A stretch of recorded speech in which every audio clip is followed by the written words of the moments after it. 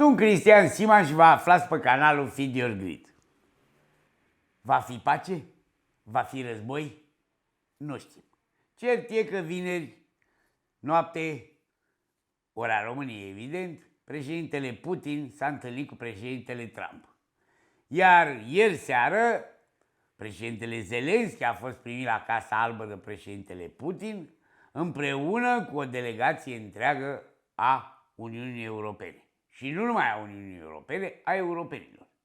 Am avut pe primul ministru al Marii Britanii, Starmer, cancelarul Germaniei, președintele Macron, primul ministru Giorgia Meloni a Italiei, evident Ursula von der Leyen, care a reprezentat toată Uniunea Europeană, Max Rutte, care e șeful NATO, și președintele Finlandei.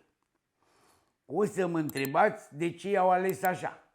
De ce a fost președintele Finlandei? E drept, are cea mai mare graniță cu Rusia și n-a fost polonezul, și n-a fost Nicu Jordan, n-a fost ungurul, n-a fost slovacul, că și ei au ajutat în războiul cu Ucraina, mai mult, mai puțin, mai pro-ruși, mai puțin ruși.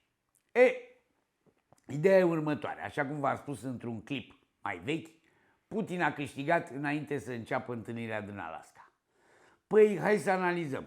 Până să vină el în Alaska, domnul președinte Putin era persoana non grata. Dacă punea piciorul în Europa, avea mandat de arestare, l-arestau ăștia drept criminal.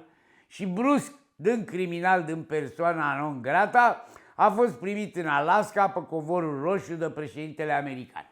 Prima forță a lumii. Și cu zâmbetul pe buze, au strâns mâna și așa mai departe. S-a întâmplat pacea? Păi ceea ce și-ar fi dorit Trump era să înceteze focul, măcar să semneze un armistițiu. Nu. Și războiul vietnamezo-american, în momentul în care a făcut Kissinger pacea cu vietnamezii la Paris, întâi s-au oprit armele și s-au apucat să negocieze. Nu. Ba mai mult, Putin a mai câștigat ceva. A plecat de acolo, a spus că nu semnează niciun armistițiu, a spus și ce teritorii vrea. De fapt, a bătut câmpii cu istoria Alaskei și cum a ajuns Alaska la americani și la.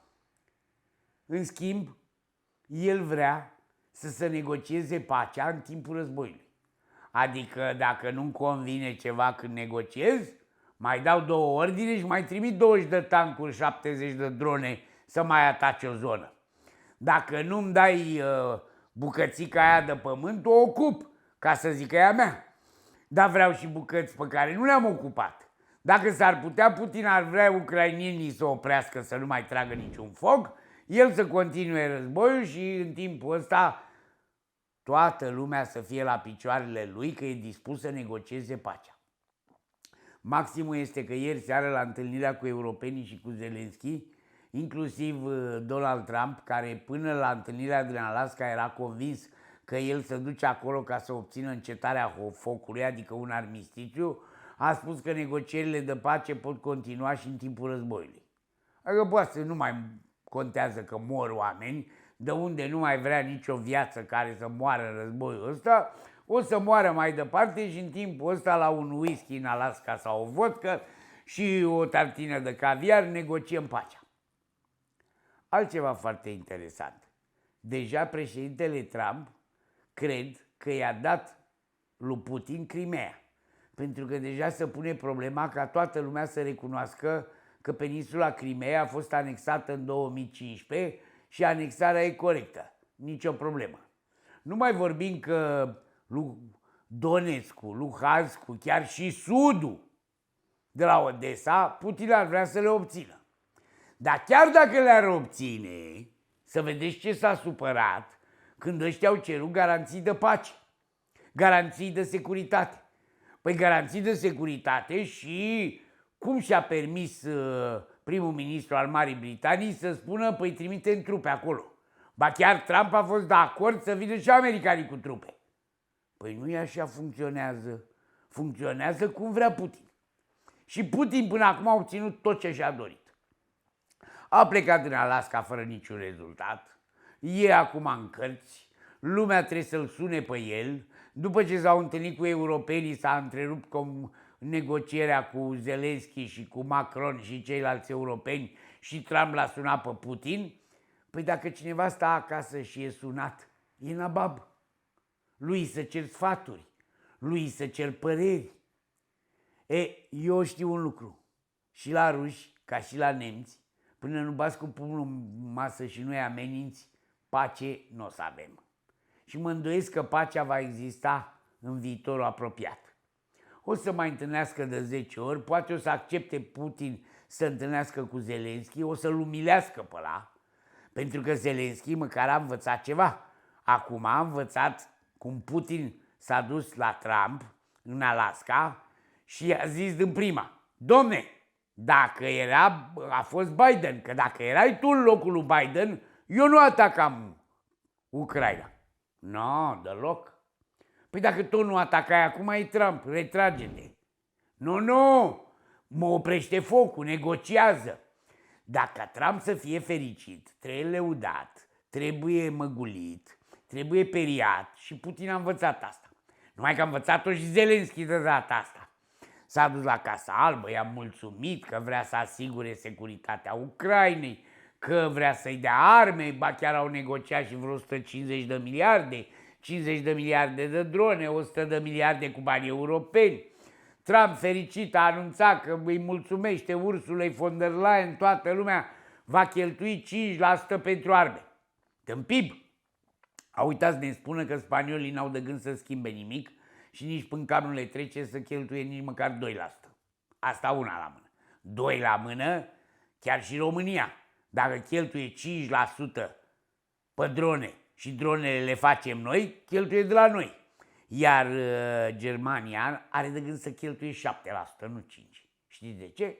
Pentru că cancelarul Germaniei a înțeles că America nu mai e umbrela protectoare a securității europene. Și atunci Germania știe un lucru: n-am arme, nu mă pot apăra singur, mă atacă rusul, că problema lui e rusul, de peste 200 de ani. Și Germania și Rheinmetall vor primi în următorii 5 ani 1 trilion. Adică Germania, care știți, are cel mai restrictiv buget. Nu poți să faci deficit în Germania, pus în Constituție, peste 1%. Deși normal acordul de la Maastricht zice 3%. Au mai făcut ei în pandemie. Acum poți să faci oricât. Au votat legea în Parlament, s-a înțeles mers cu socialdemocrații și au de gând să facă deficit oricât de mare. Mai ales că dobânzile sunt foarte mici la titlurile de stat germane. Așa că așteptați-vă ca titlurile de stat germane să scadă, dobânzile să mai scadă și ele pe euro la titlurile de stat germane, să ajungă cum erau pe vremea lui Merkel negative și Germania de la 60% datorie publică din PIB să treacă la 120% din PIB, așa cum e America. Dar banii aia se vor duce bine, adică în armament. Bine nu, că eu nu-ți dau acord în momentul în care omenirea are lucruri mult mai importante de rezolvat, are sume mult mai importante de cheltuit pentru chestii esențiale pentru omenire, să ne apucăm să ne înarmăm. Dar n-avem ce face. Atâta timp cât Trump n-a bătut cu pumnul în masă, nu l-a amenințat pe Putin și Putin n-a prins frică, europenii zic: nu vrei tu, ne înarmăm noi. Și uite așa, cursa asta a înarmărilor va continua. Și am senzația că va continua mai mult decât ne așteptăm. Așa că o să vedeți, deși Rheinmetall a scăzut în ultima vreme, își va reîncepe galopul de sănătate.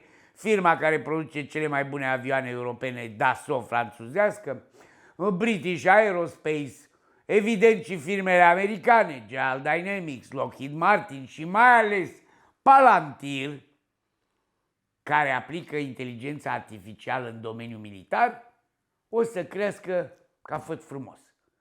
Dacă vom avea și un conflict, dacă toate armele astea produse și cumpărate, cheltuite cu banii noștri, că să nu credeți că altcineva va plăti banii ăștia, nu noi, că în momentul în care se emit titluri de stat, dobânzile, tot noi le plătim, de la buget.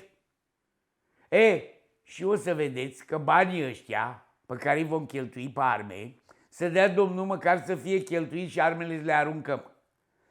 dar să nu dea Domnul ca la un moment dat cineva să-și dorească să le pună, să le și rentabilizeze.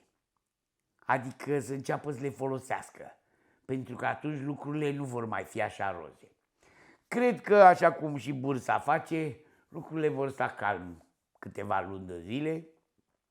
Trump se va lăuda cum s-a și lăudat deja, care a avut cel mai mare succes și că a câștigat întâlnirea cu Putin, n-a câștigat nimic, nici măcar experiență, pentru că experiență câștigi când accepti înfrângerea. Măcar poate cu el însuși o fi acceptând-o, sper. Pentru că Putin a făcut ce a vrut în Alaska, deși era pe teritoriul american, s-a dus pe teritoriul american și nu pe teritoriul neutru ca să arate că el e primit, numai persoana non grata. Și până acum, la capitolul imagine, cel care e câștigătorul number one și nu există nici number two, nici number three, este domnul Putin. Și, dragii mei, o să analizăm aici ce se mai întâmplă pe burse, dar aerul ăsta de război și de înarmare va continua, iar firmele de armament vor prospera. Toate bune? Nu uitați, astă seară avem la ora 9 live cu întrebări și răspunsuri. E primul live mare cu scule noi și așa mai departe. Veniți, vă întreb despre acțiuni, despre economie, despre Putin, despre reformele lui Bolojan, care tocmai a tăiat și Angel Salini și PNR-ul și așa mai departe. Și de ce le-a făcut Bolojan? Păi vă spun eu de ce. Situația la noi e mult mai gravă decât vi s-a spus. Datoria aia publică e mai mare, deficitul e mult mai mare, banii de la pensii care lipsesc sunt mult mai mulți și așa mai departe. Iar banii de la sănătate n-ajung. Ne așteaptă vremuri grele, o toamnă grea. E bine că Bolojan taie, problema e că va tăia și dezvoltarea României. Așa că nu știu cum va găsi o cale de mijloc încât să avem și o mică creștere economică și să ne și refacem după ce am cheltuit ca nebunii aiurea cu Ciucă și Ciolacu la putere. Pentru Ciucă și Ciolacu vom mai plăti încă multe luni de acum încolo, dacă nu ani. Deci, astă seară la ora 9, nu uitați, live pe Feed Your Grid. Deschis la toată lumea, abonați, neabonați, noi, vechi, oricine. Sâmbătă de vineri până duminică, la Covasna, ne întâlnim cu toți cei care au fost la cursuri și care vor să stea de vorbă într-un cadru non-formal, la un grătar, la un proțap extraordinar pe care domnul Onea îl pregătește acolo la hotelul TTS și în plus față de asta vom pune țara la cale. Că nu se știe, mâine, poimine, ori luăm puterea, între ghilimele și glumesc, ori luăm armele. Toate bune!